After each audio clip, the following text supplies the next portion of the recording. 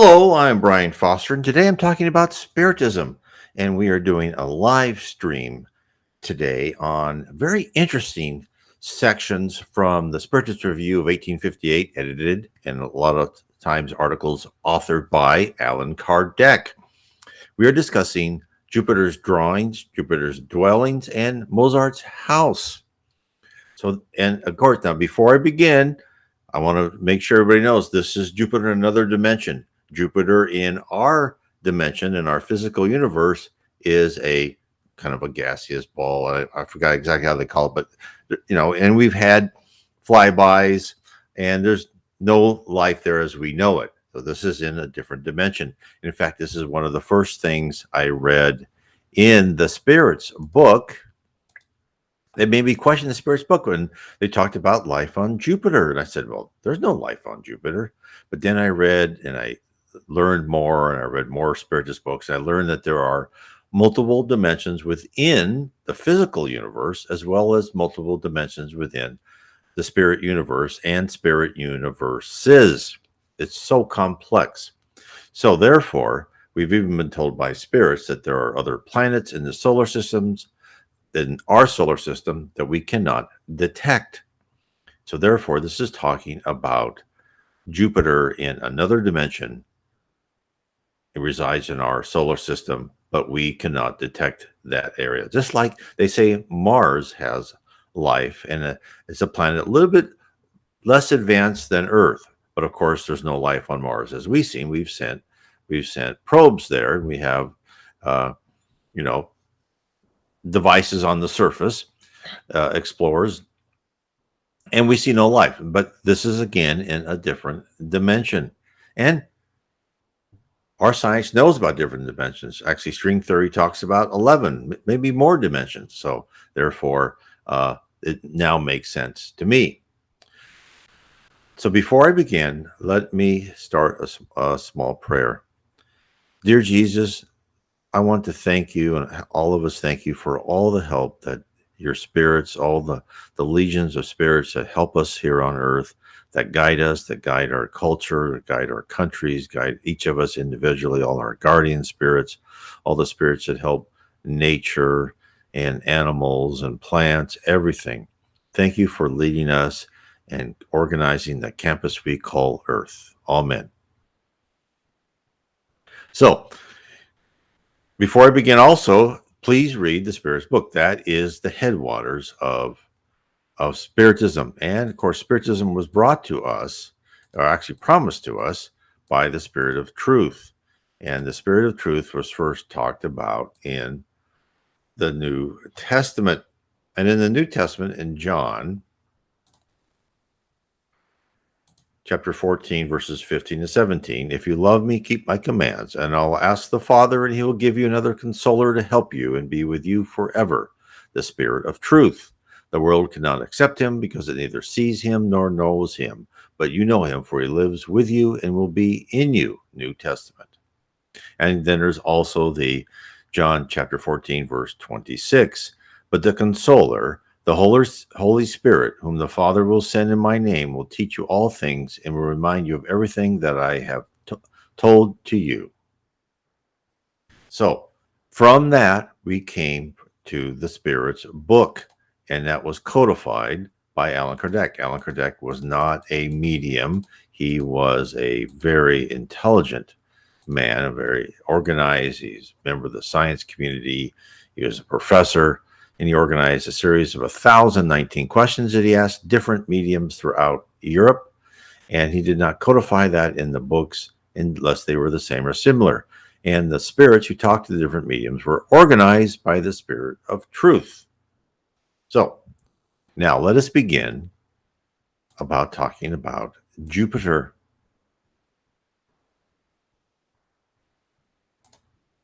So this part is called Considerations Concerning the Jupiter Drawings.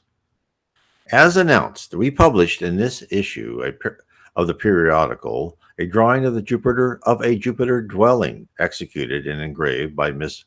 Victorien Sardou as a medium, adding the descriptive article that he kindly wrote about it.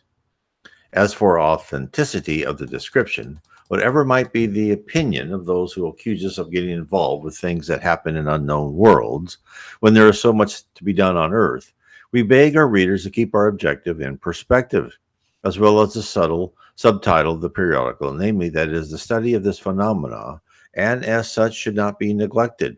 Well, as a fact of manifestation, these drawings are the most remarkable, since the author cannot draw nor engrave, and that the drawing we offer is an etching made in a 9-hour period without a model or a previous test. Even supposing that the drawings is a fantasy of the spirit who drew it, the simple fact of its execution would not be a lesser important fact to notice, and under the same title. It is up to our collection to make it known, as well as the description given by the spirits about it. It is not intended to satisfy the curiosity of feudal individuals, but as a subject for study by the serious individuals who want to pursue more in-depth knowledge of the Spiritist science. And of course, this is what Spiritism is all about. It is science. In fact, Spiritism is intended to be a doctrine, not a religion, and it's based upon science, philosophy, and religion. Okay, I'll carry on. It would be a mistake to consider that we make the revelation about the unknown worlds a capital point of the doctrine. This shall never be more than necessary to us that we consider useful as a complementary study. The moral teaching will always be the most important to us, and in the communications from beyond the grave, we shall seek above all what can enlighten humanity and lead it to the good, the only means of ensuring happiness in this and the other world. Couldn't we say the same about the astronomers who examine space and ask them what is the utility to humankind of knowing how to accurately calculate the parabolic trajectory of an invisible globe? Not all sciences have eminently practical interest. However, nobody intends to treat them with scorn because everything that broadens the circle of ideas contributes to progress. The same happens to the Spiritist communications, even when they surpass the narrow circle of our own personality. Okay, so now I hope you can see this. This is a drawing of Mozart's house. Let me read the description. Mozart's House by Victorien Sardou. Let me leave this up there. That way you can see it as much as possible. Now, these are houses in Jupiter. Now, Jupiter is an advanced planet. Now, I think it's a happy world. I don't know for sure. So we are a planet of atonement where we live and we atone for our past wrongs. That's why it's called a planet of atonement. And we go through difficult trials and tribulations. On a planet of regeneration, we don't have those difficult. We still have some trials and tribulations. We still have things to do to form our character, but we're behind the first portion of ripping out our primitive emotions. We have, less to work on, so to speak, less remodeling, less rewiring of our brain. Then on the next world, now in the regenerative world, we commute more with spirits. We have more justice in the world. We have leaders who are picked by their spiritual maturity, by their meritocracy. And then in the happy world, it's even more. Now, within these happy worlds, not everybody's on an equal level, right? There's some people just beginning as a spirit who just came into a regenerative planet. There's spirits who just came into a happy world. And probably when Mozart elevated to a happy world, he was not as wise or talented as other spirits were in that world. So there's a huge continuity, a huge difference, I should say, not continuity, of people within worlds, and there's a huge difference in the maturity of each world. The planet of regeneration is supposedly going to last about 7,000 years. So this planet, when Earth becomes a planet of regeneration, will be different 3,000 years from now, and it'll be different 6,000 years from now, and it'll be even of a higher level. Now, as we go higher and higher level, we, the human race, as we are on a planet of regeneration, will have more aptitudes. We'll communicate more with spirits. and our lifespan will be longer. In the happy world, it will be longer also, and your period of being a child is a lot less. But anyway, I just want to let people enjoy this drawing. Now I'll carry on.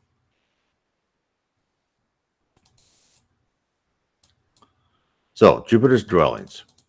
To certain people convinced of the experience of the spirits, and here I do not mention others, one must be surprised that the spirits like us may have their homes in cities. I was not spared of criticism. House of Spirits in Jupiter, what a joke! Joke it may be, but I have nothing to do with that. If, in the likelihood of the explanations, the reader does not find sufficient proofs of its truthfulness, if, as with us, he is not surprised by the perfect agreement between those revelations of the spirits and the most positive data of astronomy. Now, this is written in 1858.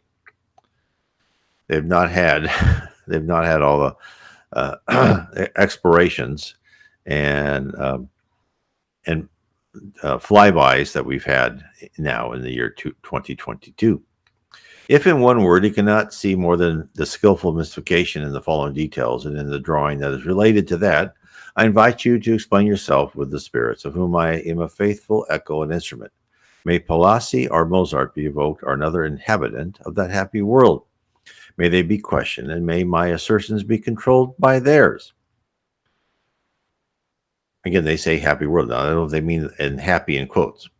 May finally it all be discussed with them, for as for myself, I do no more than presenting what is given to me and repeating what I have been told, and that by an absolutely passive role. I judge myself sheltered from censorship as well from praise. Given that exception and admitting the trust in the spirits, if one accepts as true the only really beautiful and wise doctrine hitherto revealed by the evocation of the dead, that is, the migration of souls from one planet to planet, their successive incarnations, and their never-ending progress through work, then Jupiter inhabitants should no longer cause us any admiration, since the movement when a spirit incarnates in a world like ours, subjected to a double revolution, which is the alternate days and nights and the cycles of the season, and since it has a body, this material covering, however fragile it may be, not only requires nutrition and clothing, but also a shelter, or at least a resting place, and consequently a dwelling. This is exactly what we were told. As with us, and better than us, Jupiter inhabitants have their common homes and their families. Harmonious groups of sympathetic spirits, united in triumph along the way of their common struggle. Therefore, the spacious homes that deserve the name of palaces. So these people have gotten where they have by hard work and by learning through their successive incarnations.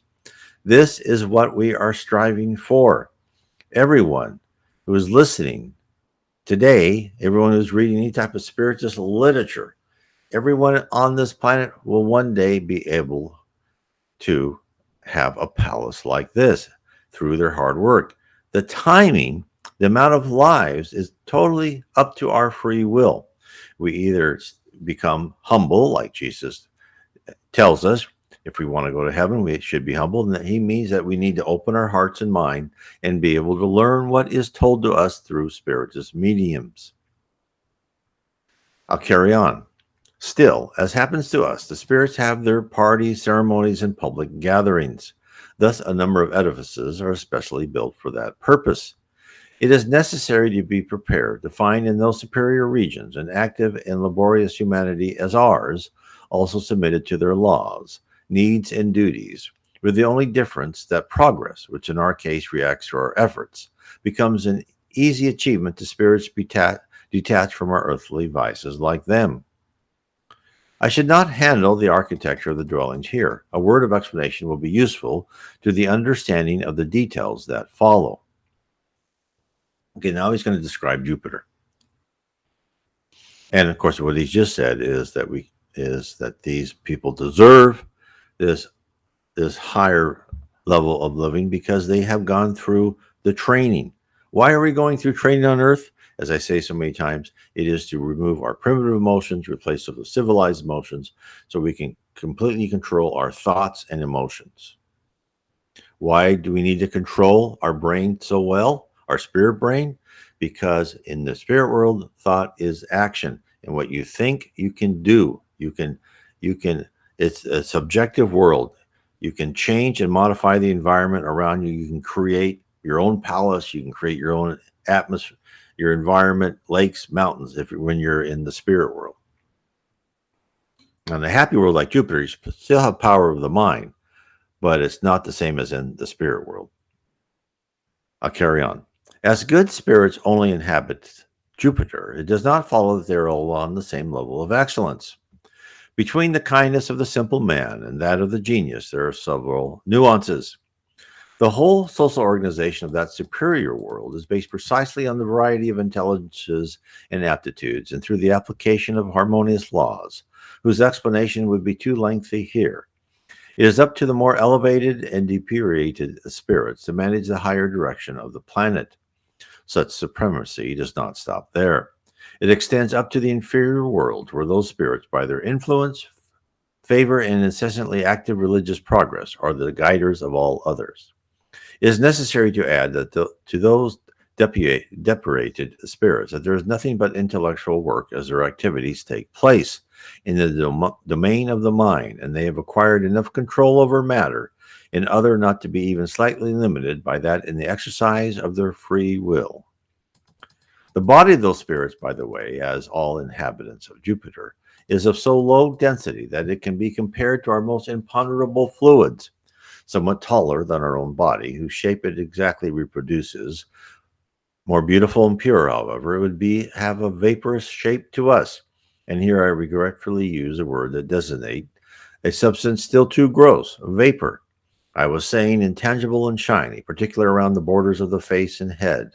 Hence, life and intelligence irradiate from a very ardent focus. It is exactly that magnetic shine foreseen by Christian visionaries that our painter translated by the nimbus aureole of the saints. So, people, and again, the human shape is kind of the basic model throughout the universe. Now, there are always variations. In fact, I've been told that some planets there's quite a lot of variations, but as a general rule, they try and make it somewhat humanoid looking.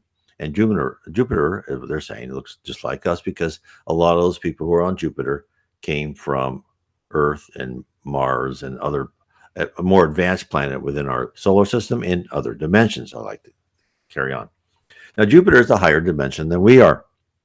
And of course, as I say, as you rise in the spirit world, you are more energy and less matter. The same as you rise in one planet to the next. The primitive planet, then you have the planet of atonement, where we are now, planet of regeneration, we will become less dense, the happy world, etc. So this is where, so they will have, and also that means they have to eat less.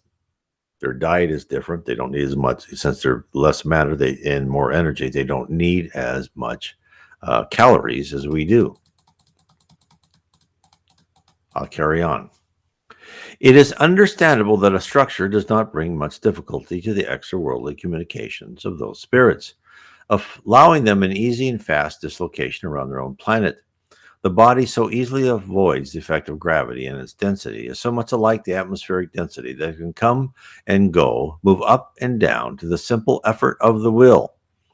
And of course, that's all in our future, that we will, they say, as you go higher and higher, you don't walk, you glide. And your lifespan becomes like 500 to 1,000 years.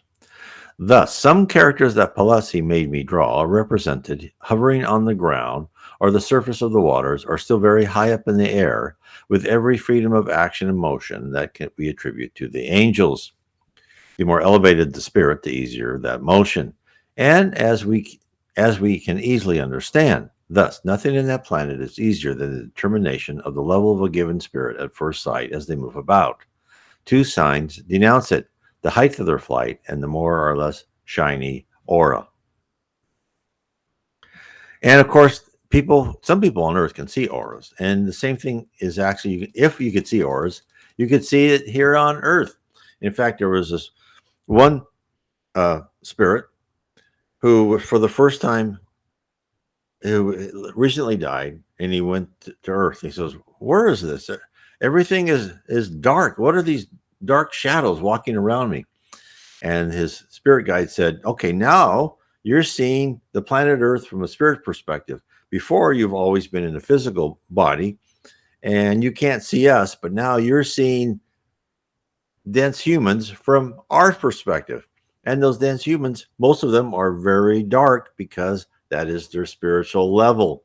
It goes, now as we go further, you'll see brighter individuals. Not many, but you'll see brighter individuals. And of course, he did. He goes, I can see their auras. I can see their level of their spiritual maturity. Now, even low spirits can see that in us, and that's why the more we pray and meditate, is a low spirit will come and they'll see us, they'll see our aura, and they'll go, I'm not going to, this is going to be a waste of my time. They may still try. They do. As you start growing, they'll find it and they'll try and stop that, of course. But for those that they can finally easy, they'll go to their neighborhood bar and see the spirit that just wants to drink, and they'll make that poor man or woman want to drink more for their own pleasure. So again, it's the same here. We just can't see it. We don't notice it. Although some people, mediums, can see auras, which is amazing. Let's see, where am I? It is true. Okay, leveled and classified according to their merits. They dedicate more particularly to the task of interest of their own planet and do not exert the influence of others over the inferior worlds. It is true that they respond to an evocation with good and wise revelations, but given the hurry to leave us, as demonstrated by their brief answers. It is promptly seen that they have a lot to do elsewhere, and that they're not yet sufficiently free so as to simultaneously irradiate in two different points, far away from one another. Now, so a very, very high spirit like Jesus Christ, if you want to know what a pure spirit is, think of Jesus Christ. He can go to multiple points and manifest himself in various areas at the same time. And in fact, this one spirit, he was part of a group, and he was actually a spirit in one of the levels of heaven, not on an advanced planet.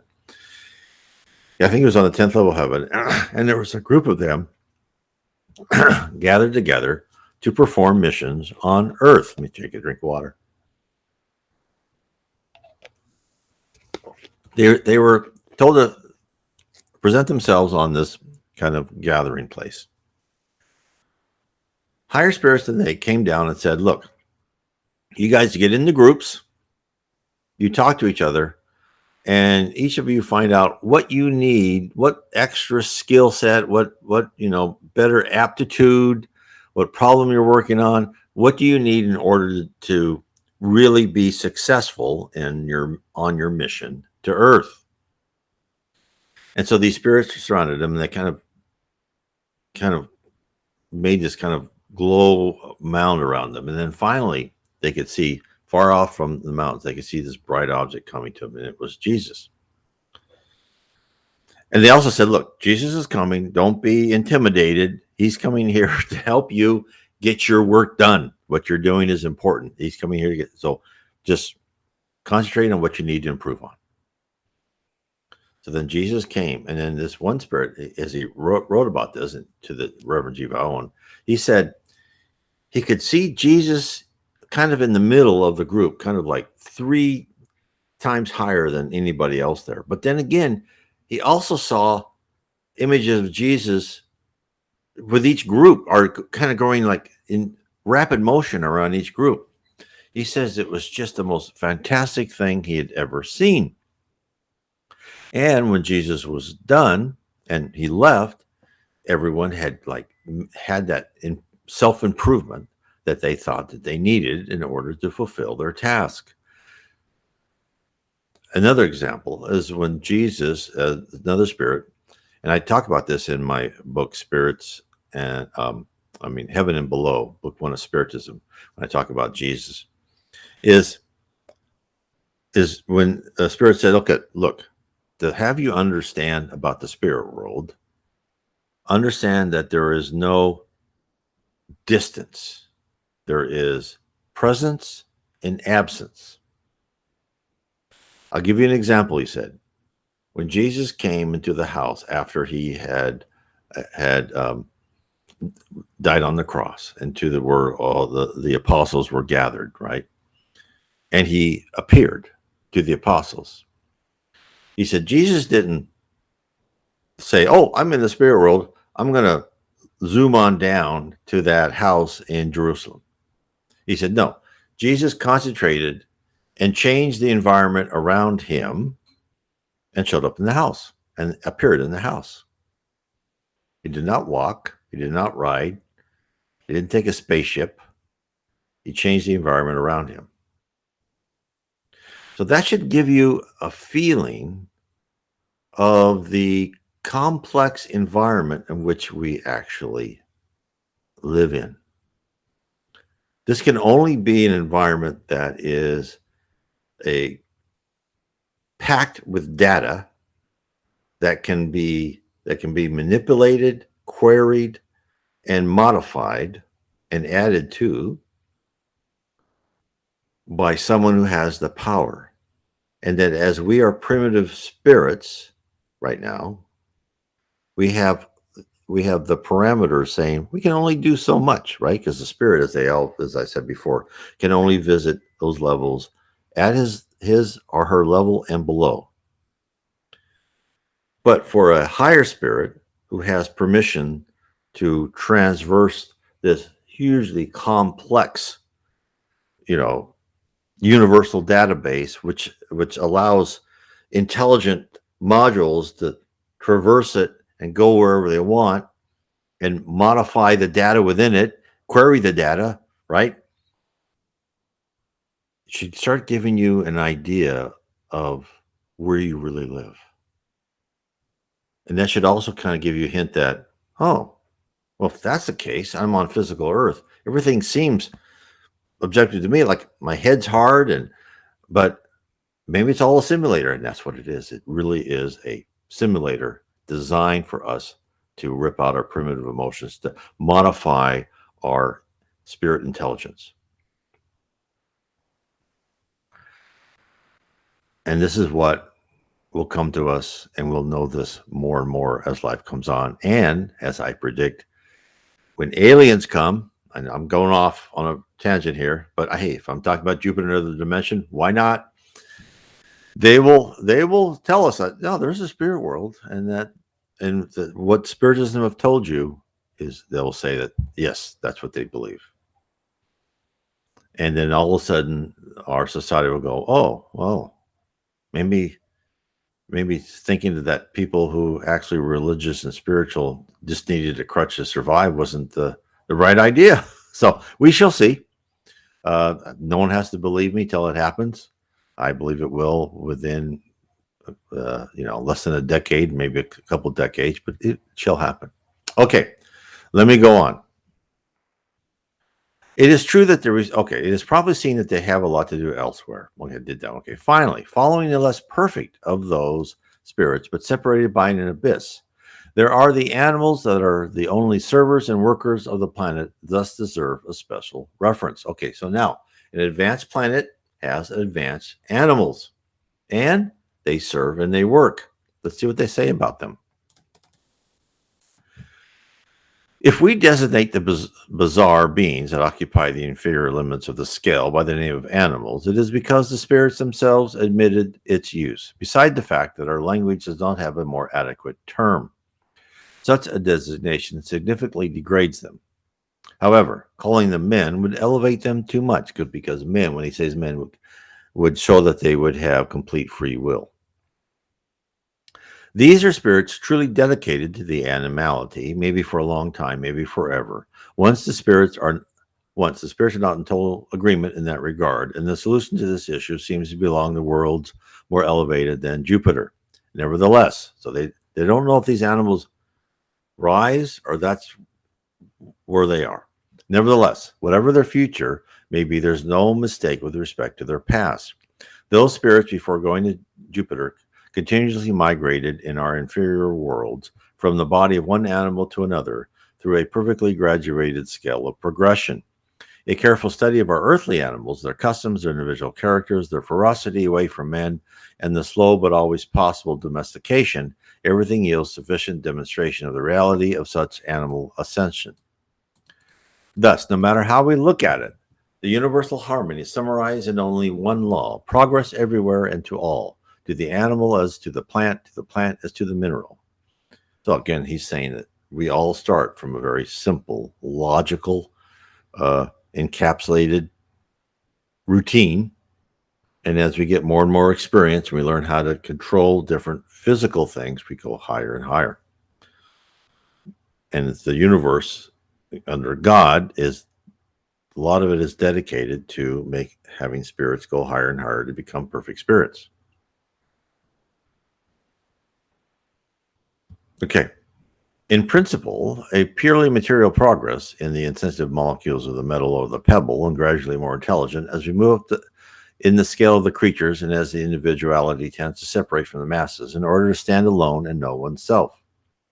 This thought is elevated and consoling as never before, because it proves that nothing is sacrificed, that the reward is always proportional to the actual progress. For example, the dedication of a dog by its owner is not sterile to the spirits, as it will have its just compensation beyond this world. This is the case with the animal spirits that inhabit Jupiter. They are perfected at the same time as us, with us, and with our help. The law is even more remarkable. It awards so much the devotement to man as the first condition of their planetary ascension that the wishes of a spirit in Jupiter can attract to him every animal that in one of his previous lives have given him proof of affection. Those sympathies that in those regions form family of spirits also aggregate around these families' entourages of dedicated animals. Consequently, our own attachment to an animal in our world, our care in taming and humanizing them, everything has a reason and everything will be rewarded. It is a good server that we prepare to a better world. So, what he's saying is that, and I believe that these animals will go higher as they go on, but this is, as he's saying, is you have that favorite dog, that favorite cat, that favorite horse, right? And that you just love them, and they probably appear just as Chico once said. Give me an example. Chico's one time sitting next to this woman. She had this like lap dog, and he said, "You know how old that dog is?" And she goes, "Oh, about 3 years." He goes, "No. That dog has been with you for over 400 years, in life after life." So these animals, these favorite animals, right? We all go through some dogs. Some dogs are like just the perfect dog. I've had one that was just the smartest, perfect dog. And of course, the next dog was not so perfect, right? But I believe like someone like this dog could be coming back in different forms in subsequent lives, and maybe even this life, right? Because they can reincarnate in a greater rapidity because they live less. So these are saying that these wonderful animals that have attached themselves to you and you have attached yourself to them will follow you to higher planets. Now, isn't that exciting? Okay. It will thus be a worker, since all material work is reserved to that species, all the corporeal effort, hauling or construction, sowing or harvesting. The Supreme Intelligence has prepared a body that accomplishes all that, simultaneously participating into the advantages of animal and man. We can have an idea from a sketch of Pallassi representing some of those animals entertaining themselves in a ball game. The best comparison one could have would be with the fawns and satyrs of the fable. The slightly hairy body stands up like ours, and in some the paws disappear, giving place to certain legs which still resemble the primitive form, and also two robust arms, singularly implanted and terminated by two real hands, if we consider the position of the thumbs. Surprisingly, the head is not so much advanced as the rest. Thus, the looks has something of a human, but the skull, the jaw, and ear, above all, have nothing noticeably different from the earthly animals. It is then simple to distinguish them. This is a dog, the other is a lion, adequately dressed with outfits very similar to ours, only lack the oral word to look like some men from our planet. This is precisely what they miss and what they could not do. Skillful to understand each other through a language that has no similarity with ours, they no longer misunderstand the intention of the spirits who guide them. A glance, a gesture is enough. The animal gisses and obeys without a whisper. certain magnetic impulses whose secret is already known by our tamers of beasts, and what is more important, voluntarily sense they are fascinated. This is how every heavy duty is imposed on them, and that with their support everything works regularly, from one to the next extreme on the social scale. The elevated spirit thinks and deliberates. The inferior spirit acts on his own initiative, and the animal executes. So they don't talk about robots. Notice that? They don't talk about robots because they don't need them. They have all these things supplied. They have all this higher intelligence, super intelligence, supplied by the spirit world, right? This whole idea of the progress of planets, where you live in these type of areas, to the progress within the spirit world itself is fantastic. And hopefully this should motivate you to learn more and to understand that the sacrifices that we are going through now to modify and transform ourselves and to rip out primitive emotions, replace those with civilized emotions, to love, fraternity, and charity for all. This is worth every effort. Okay, I'll go on. Thus, the conception, execution, and the action harmonize, bringing everything to their conclusion, swiftly and through the simplest and safest way. I apologize for such an explanation. It was necessary to the subject that we can mention now. While waiting for the promised maps, which will greatly facilitate the study of the whole planet, we can, through the description given by the spirits, have an idea of the great city, of the city by excellence, of that focus of light and activities that they agree to call, which seems strange to us, by the Latin name Julinus. In our largest continent, says Palissy, in a valley of 700 to 800 leagues wide, to utilize your measurement system, a magnificent river comes down from the northern mountains and, boosted by a lot of streams and creeks, forms 7 or 8 lakes in its path, that the smallest would be called a sea among you. It was by the shores of the largest of those lakes, baptized as the Pearl, that our predecessors launched the foundations of Julinus. That primitive city still exists, guarded as a precious relic. Its architecture is very different from yours. When the time comes, I will explain all that to you. Know only that the modern city is just a few hundred meters away from the old one. Constrained by the high mountain, the lake pours into the valley from 8 huge waterfalls that form other isolated streams dispersed in all directions. With the support of those water courses, we excavate several rivulets, canals, and lakes in the plains, keeping this firm soil only for the houses and gardens. The result in a kind of amphibious city like your Venice, where one cannot say at first sight if it was originally built on the ground or on the water. Today, I will not say much about 4 sacred edifices built upstream of the falls, so that the water gushes out through their porches. Such constructions would seem incredible to you for their greatness and audacity. So here's something right out of a Star Wars movie, a science fiction book. Here, I'll carry on. Here I describe the ground level city, somehow more material, city of the planetary occupations, the one that we finally call the lower city. It has streets, or even better, its paths designed for the internal service, its public grounds, its porches, and its bridges over canals for the come and go of the servers. But the intelligent town, the spiritual city, the true Julianus, per se, should not be sought on the ground. It is aloft. A firm terrain is needed to the material bodies of our animals incapable of flying, but our fluidic and shiny bodies require an adequate airborne shelter, almost intangible and mobile, according to our wishes. Our skills solved that problem with the help of time and the conditions that the great architect had given us, God. You understand well the need for such an indispensable conquest of the air to a spirit like ours. Our day lasts 5 hours, as also does our night, but everything is relative to spirits ready to act and think like us.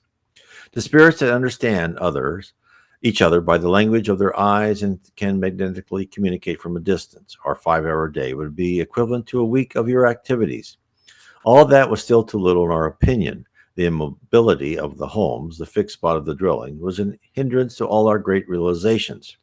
Today, by the easy movement of those birds' nests, by the possibility of transporting ourselves to anywhere on the planet, wherever we want to, our existence is multiplied at least twice. And with that, everything it can produce is useful and great. So it sounds like they move their dwellings with the sun. Again, something only seen in science fiction books. And this is what you're working towards. And this is what the Apostle Paul said in one of the messages to a medium. This is what you're working to be, to appear like an omnipotent, omniscient God to people like us. And you'll be just a benevolent, wonderful person, right? Because that's what we need. Here, for us here on this planet of atonement, we're not going to have the power like these people because we get emotional, we get jealous, we get envious, we even hate sometimes. We lose control. None of that is allowable where these people are. That's what you need to work on. Okay. During certain times of the year, as the spirit, in certain festivities, for example, you will see somewhere the sky is darkened by the cloud of houses that come from all points of the horizon. It is a curious gathering of beautiful homes, gracious light of all forms, colors balanced on several levels, continuously moving from the lower to the celestial city. A few days later, it is all gone, empty, and all those birds gradually leave. Okay, there's a note. Exception made, however, to certain winged animals destined to work in the air and a certain task that the carpenter would execute among us. It is a transformation of the bird, as the animals described above are a transformation of the quadruped, the four-legged animal.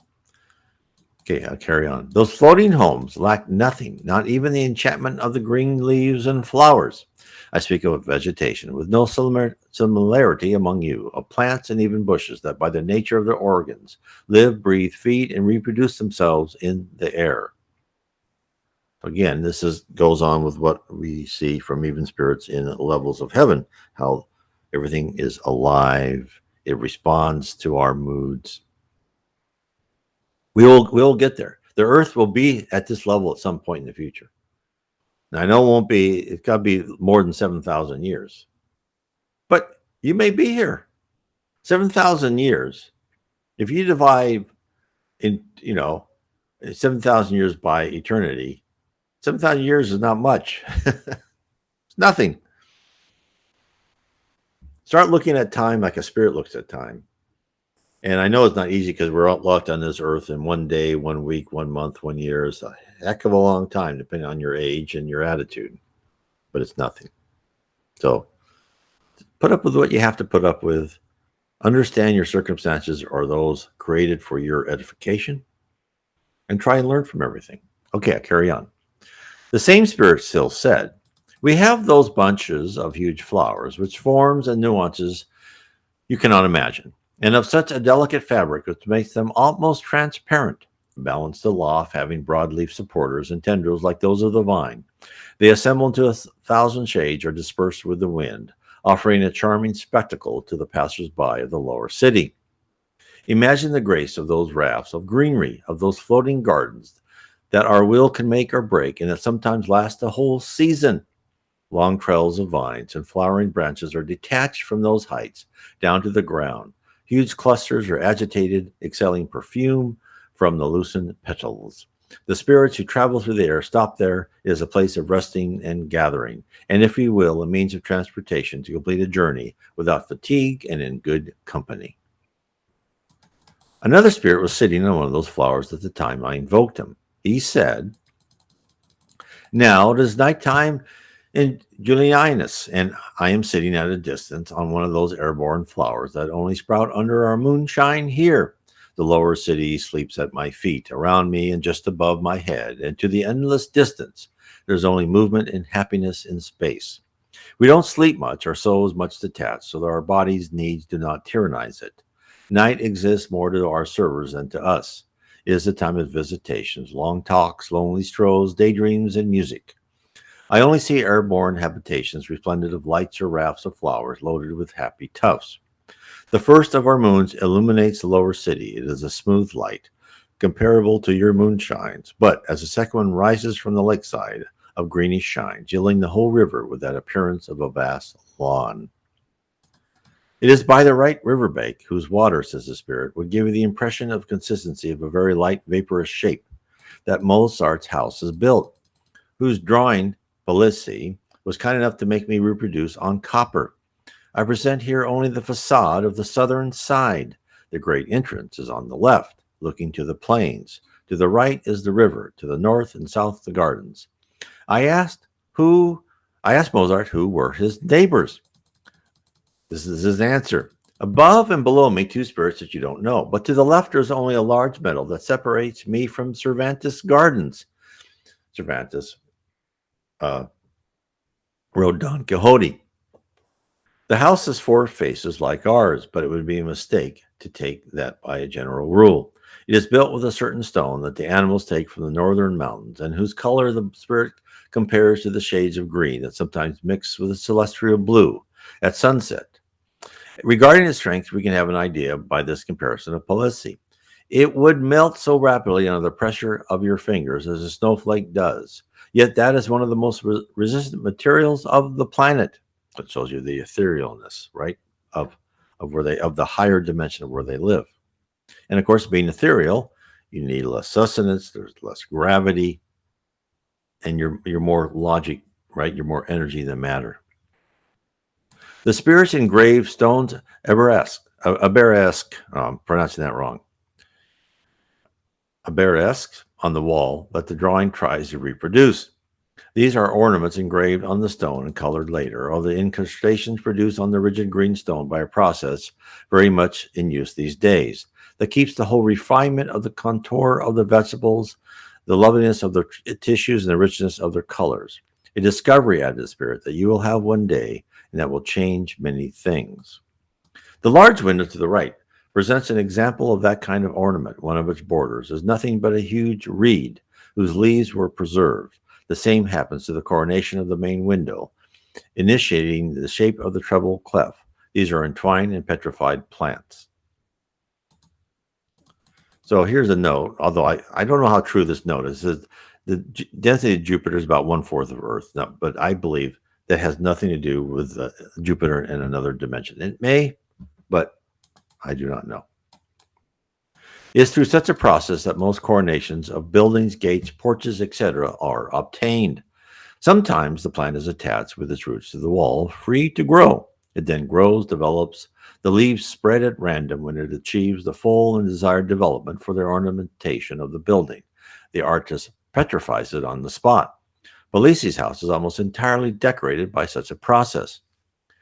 Destined initially only to the furniture and the indication of the doors and windows, this type of ornament gradually perfected, finally taking over the architecture as a whole. Nowadays, it's not only the flowers and bushes that are petrified, but the whole trees themselves, from the root to the crown.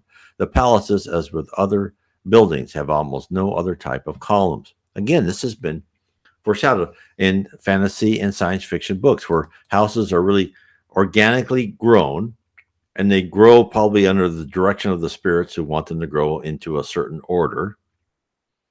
And then they say, okay, stop. And it petrifies them. It stops their growth and says, okay, this is where you are. And it almost builds out the whole house. Similar petrification is applied to the decoration of the windows. Flowers or large leaves are skillfully stripped from its lamina. Only a bunch of fibers remain, so fine as the finest muslin. These are then crystallized and artistically arranged to make up the whole window that filters a smooth luminosity to the interior. A kind of multicolored liquid glass that hardens in the air, transforming the leaf into a kind of stained glass, is also employed. Charming and illuminated transparent branches result from the arrangement of those leaves at the windows. As for the dimension of those openings and several other details that, at first sight, may surprise you, I am forced to provide an explanation. History of architecture in Jupiter would require a whole volume. I shall not talk about the furniture either, sticking to the general structure of the house. From the preceding, the reader should have understood that the house of the continent to the spirit is nothing more than a kind of resting place. The lower city is only used by spirits of the second order. in charge of the planetary businesses like agriculture, for example, or the exchanges, and to keep the good order among the servers. Thus, every house on the ground generally has two stories. The ground level destined to the spirits who operate under the orders of the master, also accessible to the animals. The upper level only used by the spirit that occasionally stays there. This is why we see in several houses in Jupiter, like this one, for example, as with Zoroaster's. Zoroaster must be on the house too. Of course, Zoroaster was the founder, one of probably the messengers of Jesus, who founded Zoroastrianism, a very ancient religion, originated in Persia. A staircase and a ramp. Those who can fly on the surface of the water, like the robins, or run on top of the water, or run on top of the wheat crops without bending them, can perfectly well move without stairs and ramps to get into their homes. But the inferior spirits cannot fly so easily. Those cannot rise but by irregular movements, and the ramps are not always useless to them. Finally, the stairs are absolutely necessary to the animal servers that only walk like us. The former also have their pavilions, which, by the way, are very elegant and they are a part of every large residence. But their functions constantly draw their attention to the master's house, being thus necessary to facilitate their entry and also to the internal traffic. This is why such original constructions, whose bases are similar to our earthly buildings, but entirely different on the upper level. This one distinguishes itself by an originality that we could not absolutely imitate. It is a kind of arrow that swings at the top of the building above the great window with its original coronation. That delicate and easily moving top cell is supposed to stay put since the artist's conception at the very place he had defined, not supported by anything. But completing the decoration, the dimension of the copper plate, regrettably, would not allow space for its representation. As for Mozart's airborne house, it is only needed to the testimony of its existence. The limits of this article do not allow me to extend beyond the subject. I shall not conclude, however, without an in-passing explanation about the kind of ornaments that the great artist chooses for his home. The similarity with our terrestrial music is easy to identify. The treble clef is frequently repeated and an original thing, never the bass clef. In the decoration of the ground floor, we find a violin bowl, a kind of theorba, a bandolin, a harp, and a music staff. Above, there is a large window that vaguely resembles the format of an organ. The others have the appearance of large musical notes, but the small ones are abundant everywhere. It would be a mistake to conclude that Jupiter's music is comparable to ours and that it is presented by the same symbols. Mozart gave an explanation about that as to eliminate any doubt. But in the decoration of their homes, the spirits remember their earthly mission that gave them the merit of the incarnation of Jupiter, and that magnificently summarizes the character of their intelligence. Thus, in Zoroaster's house, it is the planets and the flame that constitute every decorative element. So, interesting. I don't remember this before. So, Mozart's incarnation on Earth and his genius in music and his kind of helping the whole culture rise, helped him get, as a higher level spirit, to go to Jupiter. Maybe not the one, but probably a step on the way. Besides, as it seems, the symbolism has its own rules and secrecy. Those ornamental elements are not randomly arranged. They have their own logic, imagination, and precise meaning. But it is an art that the spirits of Jupiter refrain from leading us to understand, at least by now, and about what they do not willingly explain. And probably a lot of this because everything is mathematical and symmetrical, and everything has meaning. Every symbol has meaning in the spirit world. And of course, even on these higher physical worlds, like Jupiter in another dimension. The cross is a symbol with absolute power in the levels of heaven around the earth and below. It means something, and it affects spirits. And I think part of that is from you can see from the mythology that came from like vampires, like with the cross, holding the cross. And so I think there's truism that people either dream of this or they're inspired by this. And also like in the lower zones, right? These poor spirits that look as they are, misshapen, sometimes in the shape of wolves, sometimes other things. And therefore, when people have dreams, they go amongst these people. That's where our mythology of the werewolves and the visionary of that, and the fact that the crosses have power. All of these come from probably encounters with the spirit world by humans on Earth. I'll carry on. Our early architects also employed a symbolism in the decoration of the cathedrals. St. Jack's Tower is a Hermetic poem if we give credit to the tradition. Therefore, there's no reason for surprise with respect to the originality of Jupiter's architecture. If it counters our ideas about human art, it is in fact due to an abyss between an architecture that lives and speaks and an inexpressive masonry like ours. In this, as in everything else, prudence helps us to avoid such an error of relativism that intends to reduce everything else to the proportion and habits of the terrestrial man. If the inhabitants of Jupiter ate, slept, lived, and walked like us, there would be no advantage in going there. It is because the planet differs a lot from ours that we want to know it and dream about it as our future dwelling. As for myself, I have not wasted my time and would be very happy for having been chosen by the spirits to be their interpreter of their drawings, and their descriptions inspired in one believer only the desire to move up to Jupiter more rapidly, giving him the courage to do everything in order to achieve that. And then Allan Kardec writes, the author of this interesting description is one of those ardent and enlightened individuals that are not afraid of confessing their beliefs loud and clear, and that position themselves above the criticism of those who believe in nothing but in their own circle of ideas. Connecting their names to new doctrine, defying sarcasm is a courage not given to all. We congratulate Mr. V. Sardou for having done this. His work reveals a distinct author who is still young but hasn't already conquered a place of honor in literature, allying his talent of writer to his profound knowledge of a scholar. It is one more proof that Spiritism does not recruit among fools and ignorant. We wish Mr. Sardou may complete his work as soon as possible, and as brilliantly as he stated.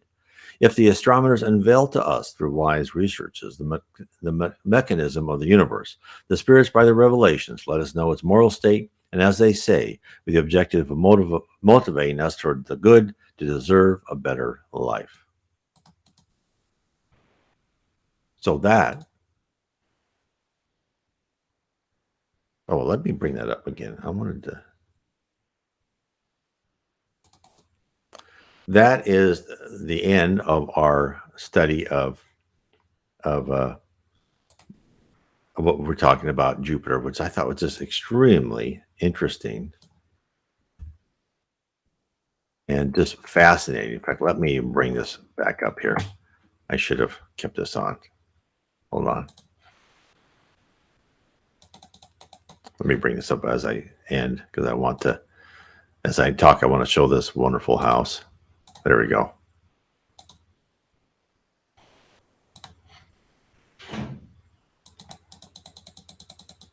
There we go. We'll show this in the stream. Okay, so this is Mozart's house.